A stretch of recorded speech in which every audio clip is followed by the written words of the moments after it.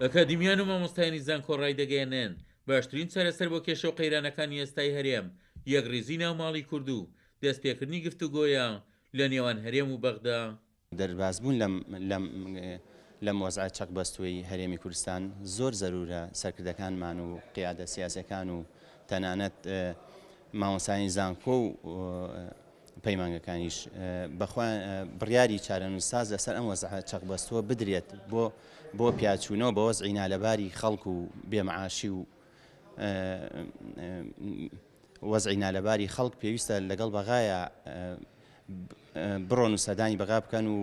کۆبوونەوە بکرێت بۆ ئەوەی بگەنە ڕێکەوتنیەک بۆی خەڵکەکە لەم وەزعە چەقبەست و نالەبارە ڕزگاری بێت. بە دانیشتنی ناوخۆی خۆشمان لایەنەکان لەگەڵ یەکا ڕێک بکەون و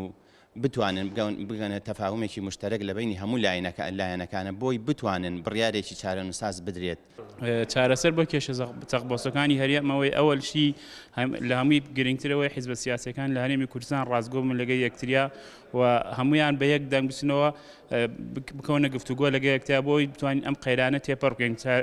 حەلی دووەمش ئەوەیە ئەو گفتوگویانەی کە لەگەڵ ئێمە ینی ئەو کێشە چەقبەستوانی سەر لە هەرێمی کوردستان و بەشێکی گەورەی پەیوەندی بە کێشەکانی نێوان بەغداد و هەولێری هەوەی بۆ ئەوەی ئەم کێشانە تێپەڕ بکەین ئەبێ هەم لەگەڵ بەغایە بە ڕازگۆ بینەوەی ئەمانەی گفتوگۆ بکەین یان ئەمانەی کات تێپەڕ بکەین بۆی کات تێپەڕ بکەین بۆی کێشەکان گەورەتر بنەوە و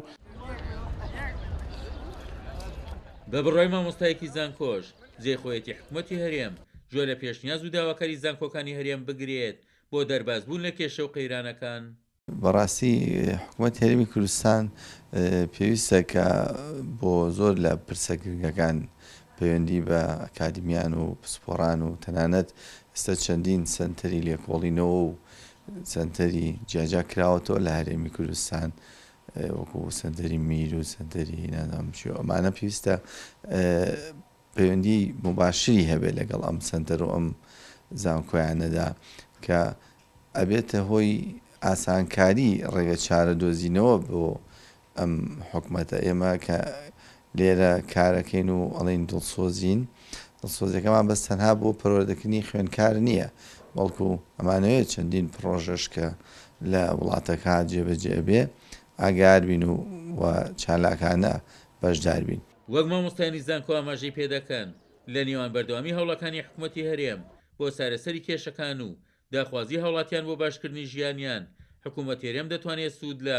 شارەزای و پسپۆڕی مامۆستایانی زانکۆ وەربگرێت بۆ دۆزینەوەی چارەسەر بۆ کێشەکان و لەسەر وشیانەوە قەیرانی دارایی. عومەر غەریب، کوردسات نیوز، چەمچەماڵ.